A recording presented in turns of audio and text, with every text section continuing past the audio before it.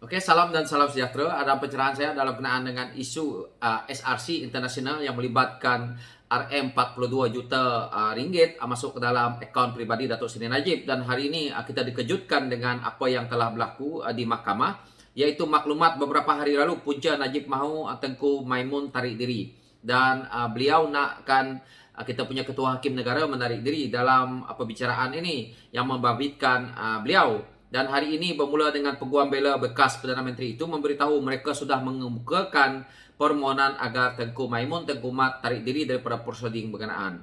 Peguam Najib Hisam Tek Potek berkata permohonan tersebut dikemukakan kepada mahkamah semalam. Kata Hisam Tek, permohonan terhadap Ketua Hakim Negara itu difailkan berdasarkan maklumat yang diperolehi beberapa hari lalu. Ketika ini Tengku Maimun pengerusi panel 5 hakim untuk mendengar kes rayuan Najib berkait dengan SRC International SRC. Dan 4 hakim lain yang bersidang bersama Tengku Maimun ialah Abang Iskandar Abang Hasim, P. Nalini, Mary Lim Tiam Suan dan Muhammad Zabidin Muhammad Diah.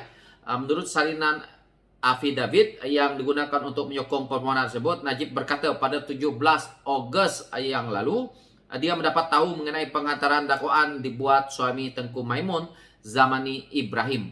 Kata Najib, hantaran bertarikh 11 Mei 2018 itu antara lain didakwa melahirkan rasa gembira Zamani apabila dia digulingkan di PRU ke-14. Jadi hantaran bertarikh 11 Mei dijadikan 2018 ini dijadikan sandaran untuk Datuk Seri Najib melihat supaya Tengku Maimun menarik diri. Ini adalah satu yang pada kita rakyat fikir-fikir sendiri ya. Dan apa yang berlaku di sini, saya benar-benar percaya bahawa perkembangan ini amat membimbangkan, memandangkan Zamani jelas mempunyai sentimen negatif terhadap kepimpinan saya di negara ini semasa saya menjadi Perdana Menteri, dan membuat kesimpulan saya telah menyedut dana kerajaan ke akaun pribadi. Dan sebagai suami kepada pengerusi yang mengadili rayuan saya, kemungkinan dia Zamani akan mempengaruhi pemikiran pengerusi mengenai dakwaan saya bersalah, katanya.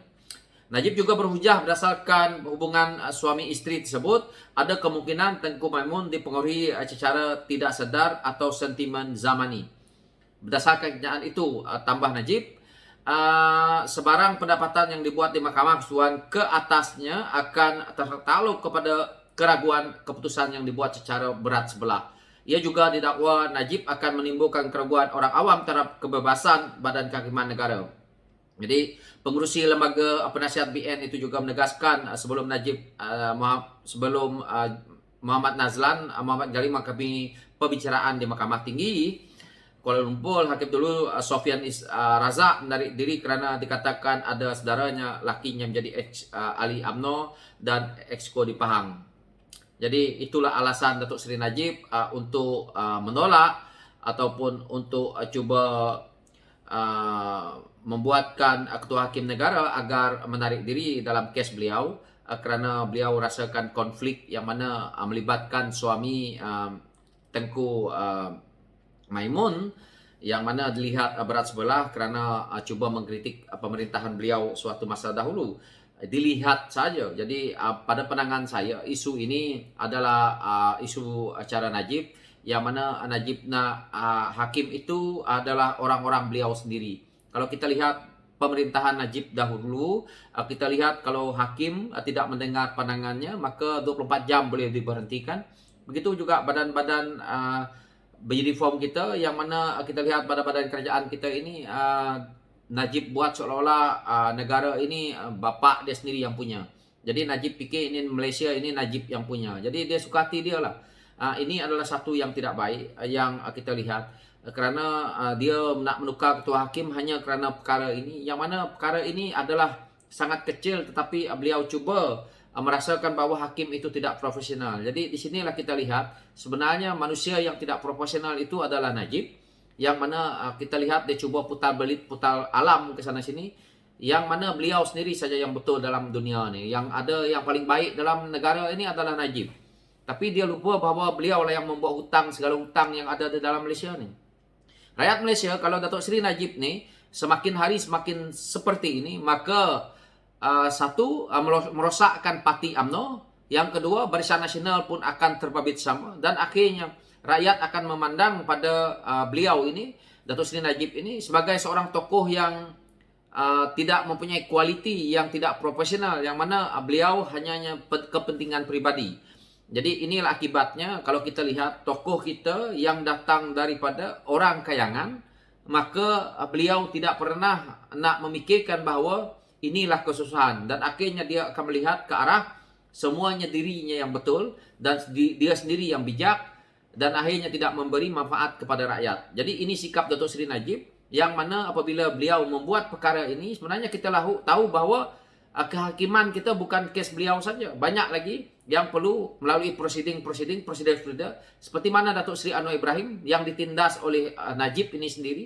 Beliau tidak ingat perkara-perkara ini. Jadi dia hendak memecat hakim, dia nak memecat ketua polis negara, dia nak memecat ketua SPRM.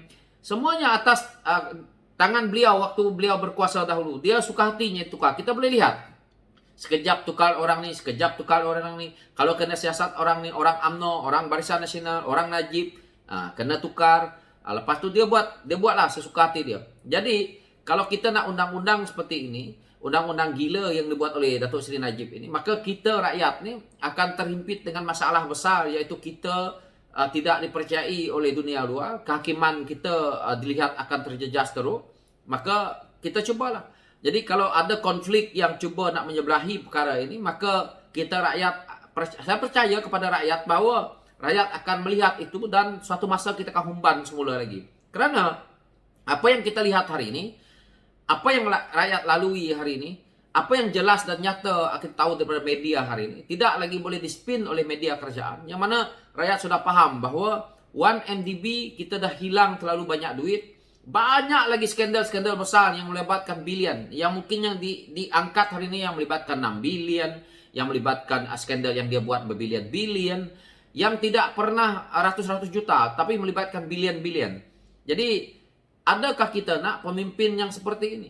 Jadi beliau ini, Datuk Seri Najib ini, lebih baik duduk dalam penjara. Kerana memang betul pun, kalau kita lihat, duit masuk dalam akaun 42 juta, beliau belanja, pergi lagi buat sumpah laknat, tidak mengaku, yang mana hari ini dekat mahkamah lagi, cuba pula bertolak dalih, lepas tu cuba pula menyuruh Ketua Hakim Negara tarik diri. Ini adalah kerja gila lah. Orang-orang gila tak buat kerja macam ni. Kalau kita kata Najib ni gila, dia marah pula. Tapi memang betul dah gila dah. Dia dah stres dah. Jadi barisan-barisan peguamnya pun ikutlah sama juga. Ini kah sistem undang-undang yang kita mau? Kalau kita didapati bersalah ataupun kita tidak menang dalam pembicaraan, kita nak tukar semua. Itu saya kata, letaklah walaon Najib tu jadi Ketua Hakim Negara supaya dia menang kes, baru dia selesai, baru dia puas hati. So itulah pencerahan saya berkenaan dengan isu ini. Sekian, terima kasih.